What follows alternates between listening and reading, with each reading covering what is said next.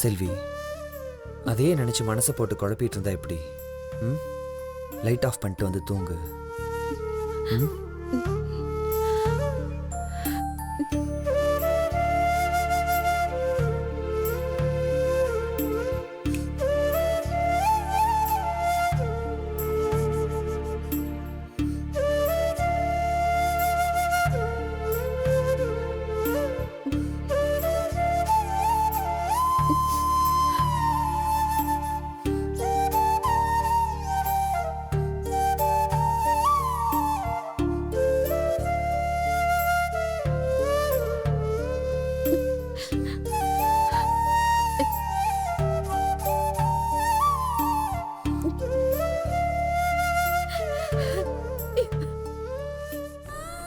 ஏன் சந்தோஷ் இனிமே எனக்கு குழந்தைய பிறக்காதுங்கிற விஷயத்த ஏன் என்கிட்ட சொல்லல? இது வரைக்கும் என்கிட்ட நீ எதையுமே மறைச்சது இல்லையே சந்தோஷ்.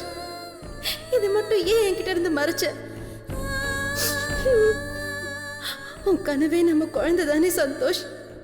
இனியும் வாழ்க்கை பூரா என்னால உனக்கு ஒரு குழந்தைய கொடுக்க முடியாதுன்னா நான் உனக்கு மனைவியை மட்டும் இல்ல, ஒரு பொண்ணா இருக்கிறதுக்கே தகுதி இல்லாதவள் ஆயிட்ட. என்ன மன்னிச்சிரு சந்தோஷ். இனி நான் உன் வாழ்க்கையில இருந்தா உனக்கு எந்த பிரயோஜனமும் இல்ல. இதுக்கு மேலே நான் உனக்கு கஷ்டத்தை கொடுக்க விரும்பல. உன் சந்தோஷம் தான் எனக்கு முக்கியம். இதுக்கு மேல நான் உன் கூட வாழ்ந்தா அதுதான் சந்தோஷ் உலகத்திலே பெரிய சுயநலம். உனக்கு ஒரு குழந்தை பிறக்கணுங்கிறது என்னோட ஆசை. நீ இனிமேலாச்சும் சந்தோஷமா இருக்கணும். நான் போறேன் சந்தோஷ். இனி நான் உனக்கு தொந்தரவு கொடுக்க மாட்டேன். உன்ன மாதிரி ஒரு புருஷன் கிடைக்க நான் ரொம்ப கொடுத்து வச்சிருக்கணும். என்ன மன்னிச்சிரு சந்தோஷ், என்ன மன்னிச்சிரு.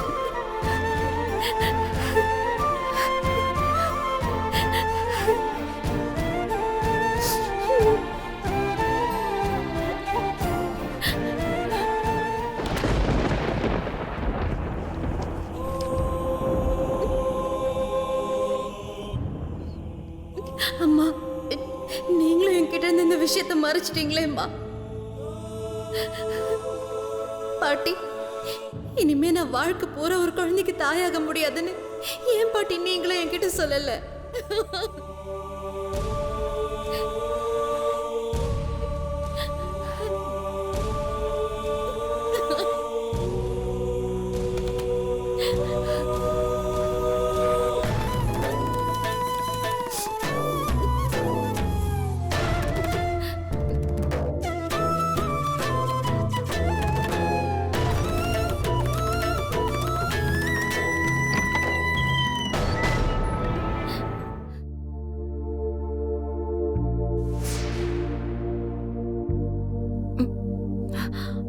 சந்தோஷ், மாயாவை கூட்டிட்டு வந்துட்டியா?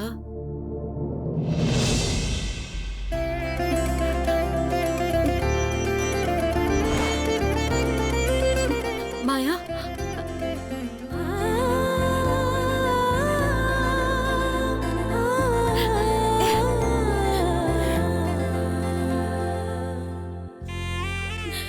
மாயா நீ வந்துட்டியா? வா மாயா, உள்ள போலாம் வா. இல்ல செல்வி, வேணாம்.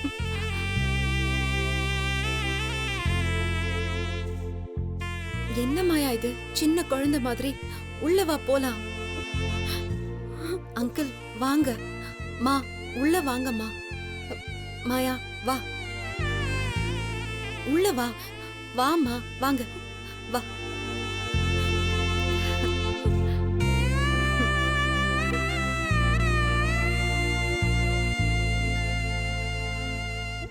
என்ன மாயா? என்ன மன்னிச்சிரு செல்வி, என்ன மன்னிச்சிடு. என்னால தானே உனக்கு இந்த நிலைமை.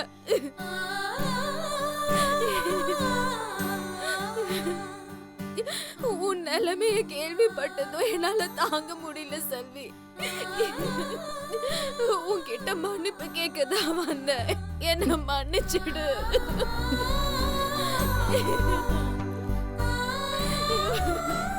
என்கிட்ட மன்னிப்பு கேட்கறதுக்காகவும் நடந்ததை நினைச்சு வருத்தப்படுறதுக்காகவும் நான் உன்னை இங்க கூப்பிடல மாயா. இனிமே நீ வாழ போற வாழ்க்கைக்காக தான் உன்னை நான் இங்க கூட்டிட்டு வந்தேன். மா, உங்க ரூம் மேல அப்படியே இருக்கு, நீங்க போய் ரெஸ்ட் எடுங்க.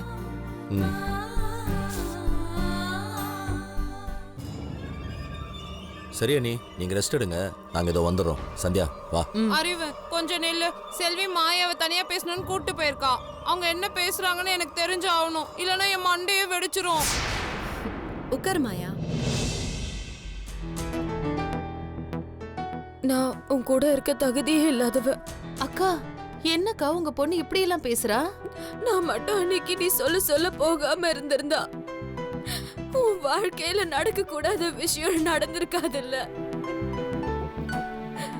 சரி விடு, நடக்க கூடாதது நடந்துருச்சு, அதுக்கு நீ என்ன பண்ணுவ? எனக்கு தெரியும் செல்வி, குழந்தை இறக்கிறது ஒரு வலினா இனி குழந்தைய பொறுக்காதுன்னு ஒரு பொண்ணுக்கு தெரியும் போது அது மரணத்தை விட பயங்கரமான வலின்னு எனக்கு நல்லாவே தெரியும்.